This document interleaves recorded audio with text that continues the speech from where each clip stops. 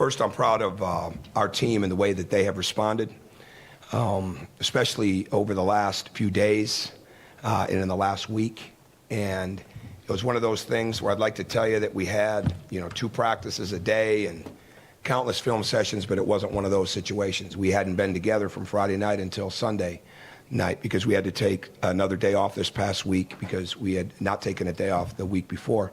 So we took Saturday off, and we practiced Sunday, watched very little film, and had a very spirited, full court, get after it practice. Came back on Monday, much the same, a little bit shorter. Worked hard on Pittsburgh on Monday and then the last night, and they made a lot of strides. So what they've shown is when they really focus and concentrate and put their mind to the defensive end of the court and put their mind and their bodies into the fight, especially on the glass. Our numbers weren't reflective of how hard we worked on the backboards, but the points in the paint certainly were. And that is one of the best rebounding teams year in and year out. They're one of the dominant rebound margin teams for ever since I've been personally competing against them. And that team takes a backseat to nobody when it comes to rebounding the ball because everybody rebounds on their team. Well, tonight everybody had to fight for us, and they did. And I thought the points in the paint was big. I think key for us was that we wanted to take away penetration as much as possible. We got a little stagnant in our zone and even in our man late in the first half to give them some confidence with the threes. And we just didn't, we weren't moving quite as fast on the pass, a little bit more on the catch. I told the team at halftime, told our coaches, I said, this is the pace we want. I'm not sure they want this pace. And the second half, I think for the most part, played that out in the fact that they didn't make as many threes in the second half, and we kept the running game going, and we knew they wouldn't go away. We knew they'd come with pressure, and we've got to continue to clean up a couple things and meet the ball. We were doing a very good job of grabbing the ball with 2 hands, 2-hand rebounds, 2-hand loose balls, and at the end, as all of a sudden, we're back to the 1-hand stuff. And we've got to continue to get that fixed. So we've got a lot of things to get better at, and I don't think there's any question. I think every team would say that. But the way that they came back with focus in a 40-minute mindset tonight was really impressive for the youth of this team, especially with the young guys that did it. And a couple key things. Not only did Emmitt play very well, but I thought the fact that Hunter came back in the second half after playing just, 4 minutes? Something like that. Playing so few minutes in the first half because of the foul situation, he came back out and played like he'd been playing the entire game. And I think that's another, people always ask, about Hunter. That's the sign of consistency that we have to get from him. And certainly Emmitt did a fantastic job tonight. I think the way James and Robert played against that type of pressure and that kind of physicality was really good. I thought Yogi did a very good job of being able to come back in and play. We rolled the dice at the end of the first half. It's not a steadfast rule to hold a guy out with 2 fouls, but I felt with the pace of this game and if they wanted to continue to run and with the length of the game, that it would be important to hold him. But I thought he did a really good job with that. And really everybody that played, certainly Colin, Nick, the up and down play of Troy, back and forth in the court, all those things really helped provide a lot of energy for us. So a very good team win.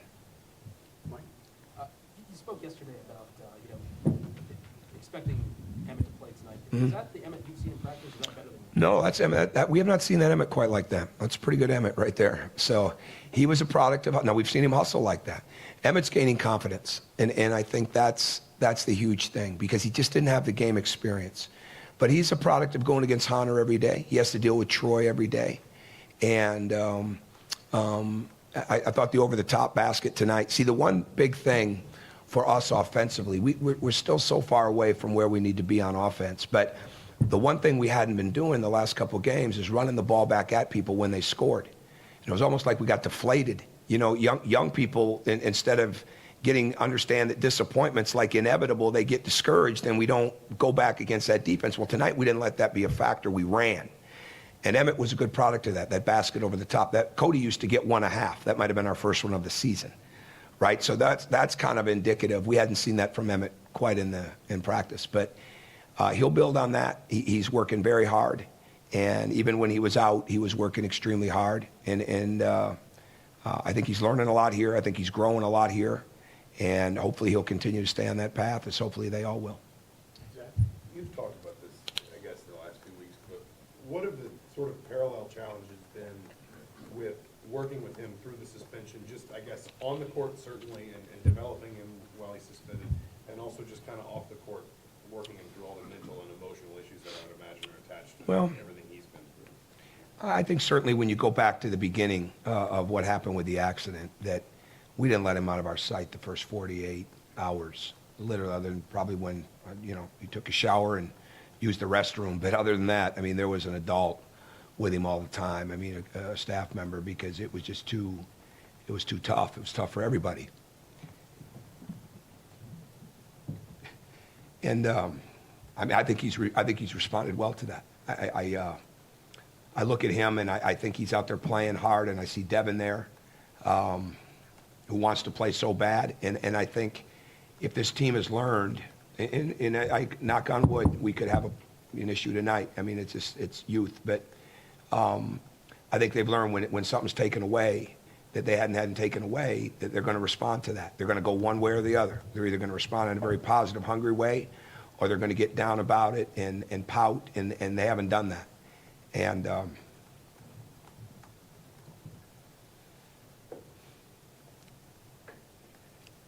he's worked extremely hard. He's been, and he just got to continue to grow. But during the time of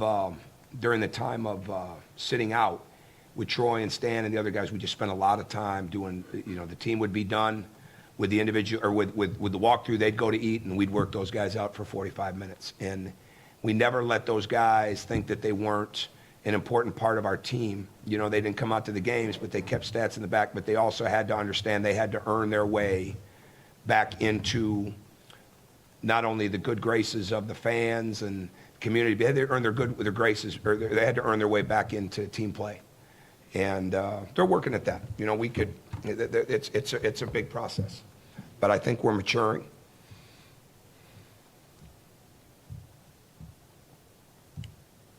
It's hard to look at Devin.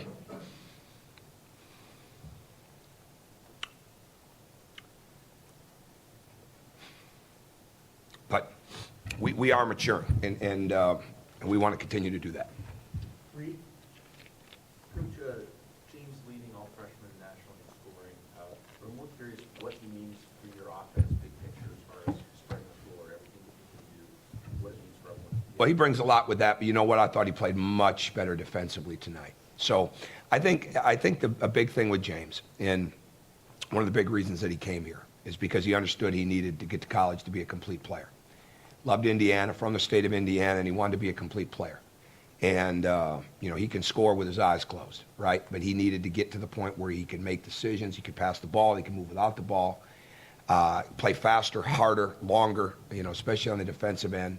He's going to get better and better offensively, because he still doesn't. They did a good job of knowing where he was at all the time, and that created so much more movement for everybody else. But yet at the same time, he did a good job coming off screens. He's handling the ball. He's getting better and better. As he gets stronger, you'll see, like one play where we all would have liked to see a foul call, over on the left side. He's got to learn to drop his shoulder there. Like the referee said, they're both locked up with each other. Well, you would think the benefit of the doubt is going to go to the offense on that. But it's not there yet, right? So you got to drop that shoulder and create. He's just not, that strength part, he's gotten a lot stronger, but that strength part is not there yet. But as the strength comes, is the awareness of how many ways he can score without the ball, in his cutting, in his screening, in his spacing. When he understands how well he can run that floor every time, when he gets even better in the ball screen, and then as he continues to grow defensively, he'll mean even more to the team. But he is one of the most willing workers, serious-minded gym rat people I have ever been around, as is Robert. And as long as they keep that, that goes away. We've had some players started out pretty good here, and all of a sudden they forgot that key card's 24 hours, and it catches up with them. The ones that remember that key card's 24 hours, they end up in the NBA, or they end up being in a pretty good spot. And hopefully he will continue to do that, because he's just scratching the surface. Tom, if you think that Emmitt has finally forgiven And what are some of the things that you did along with the Davis family to help him work? Well, I can't answer the first part because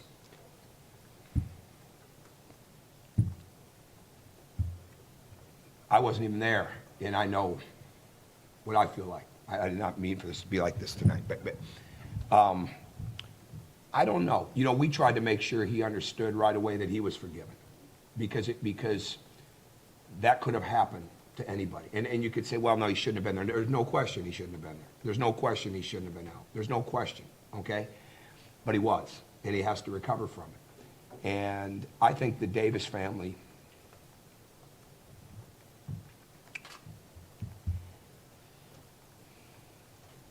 I think starting that Saturday night,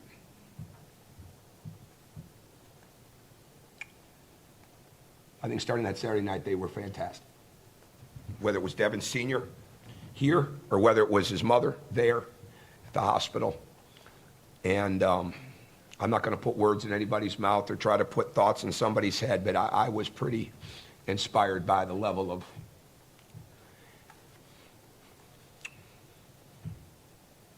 I was inspired by the care they have for him. And I think that's continued.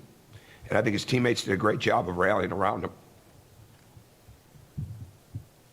As they have Devin, as they have each other. And, but again, we just got to keep growing up. I mean, we've just got to keep getting better. We've got to keep being better off the court, on the court, every area of life. And hopefully this continues to show him that he's capable of this. And he continues to work, because there's never been a day that he didn't work. I'll tell you that. There's never been a day that they might have been down, but they worked, and they worked to get better. He didn't commit. He didn't go to. He wasn't on the team when he went to Canada. He didn't, No, he was in the EYBL. Yeah, he and committed on August 20th. That's pretty unusual for a major college program. he should be at Vermont Academy right now, and that's an excellent coach there at Vermont Academy, and he'd be getting coached well, but we're glad he's here. How do you explain it? We knew, I think, great research by Chuck Martin, tremendous research. We got into the situation in August, and pretty much around the Canada time, we said we need another player. And we weren't going to go into the season if we could get the right guy. You know, there were some other people that we recruited, but we were also, we were just going to be active recruiting. And we weren't going to take someone just to take someone. We weren't going to take someone to fill a scholarship. We didn't need to do that. We needed, if we could find somebody that would have a chance to come in here and compete. Not necessarily be a starter, but come in here and compete. That's what we wanted. So Chuck did a tremendous job with his contacts back there of knowing that Emmitt had played in the EYBL, was eligible to come out, was going to go to Vermont Academy, did some research. He had some other offers for the following year. He had turned down some other offers for the past year. And we started studying film. We looked all back through the EYBL. We'd seen him, but we hadn't studied him because we really weren't actively recruiting for this year at that point. And we decided that we were, and it moved really fast. And he was excited about it. And I'll answer this go back to Bob. His family was here last week, which I think that helped him, you know, to see his whole family here for Thanksgiving. And, and don't anybody make any mistake here. I'm not sitting up here trying to condone anything that's happened. I mean, we just been through a lot. So I'm not looking for a sympathy vote on anything. I'm just giving you my feelings of how they're growing. But he came in and he was excited, and we made it clear right away, this guy's in here to compete. So come in here to compete. He's not in here to be anybody's understudy. And he's, you know, was he ready for it right away? No. You know, not off the court or on the court. But he's learning. And hopefully he'll continue to do that. I guess unrelated to all this, but you guys just had a lot of success against their 2-3 zone tonight. It felt like it never slowed you down. It felt like, especially getting the ball in the middle, Nick talked about this, just opened everything up. What worked against that? The other night, see what we're trying to do in the games, and sometimes in the other night we should have cut more against their zone, against UNCG, but we want them to understand how to move without the ball, you know, and how free that baseline is, and some random cutting.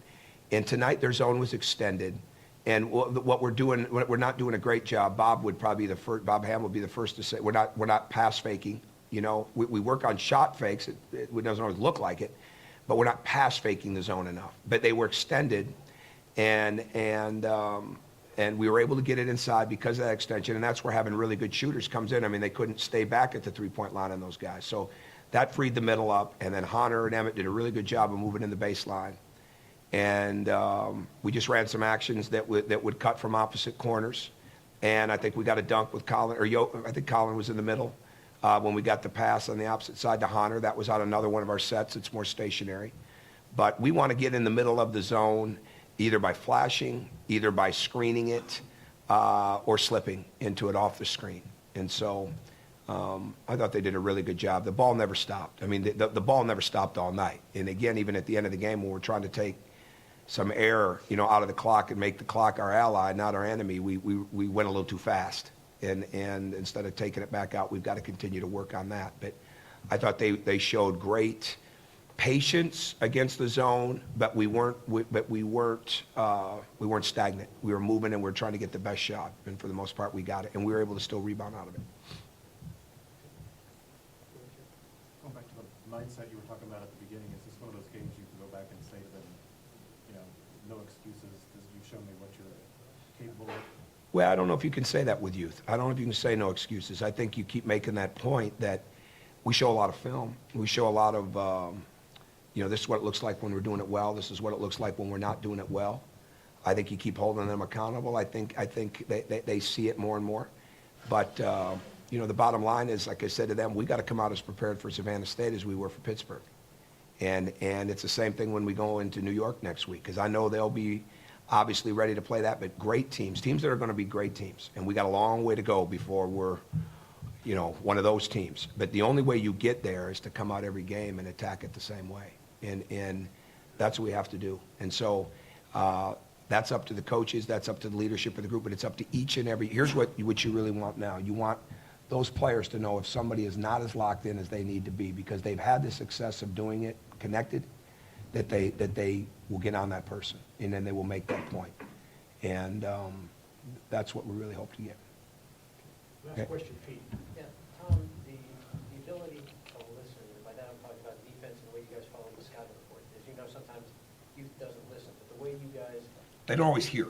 They get good eye contact, and we get that. They don't always hear what you're saying, but go ahead. the way they responded, they did listen, they did have good eye contact, I'm assuming, but the way they responded, shut down the interior, shut down a lot of dribble penetration, how satisfying is that, and how much of that is the growth of this team? Well, that's what you want. What you want to do is you want to improve while you're winning, okay? And if you improve enough, you're going to win, right? But you want to get better from one game to the next, and then you want to be able to carry it out, and that's exactly what they did. And what they've got to learn now is that there's SMU, there's Pittsburgh, then there's some teams that maybe aren't household names to them, all right? There's some other teams on the horizon that are household names. You got to come that way every game. That's the concern always with any team, but especially a team that hasn't been through it, with the team that has so many guys that are doing this, for the first time. And that was our message in there. If we're growing up, I wouldn't use the term like Jeremy said with no excuses, but if we're growing up, as we prepare, it's not going to look any different. The team will be different. The game plan might be different, but how we prepare won't be any different. And that's what they've got to learn how to do. Now, is that wishful thinking? To a degree, but we're going to do our best to hold them accountable to it and see how it goes. Thanks, All right, thank you. One note, guys,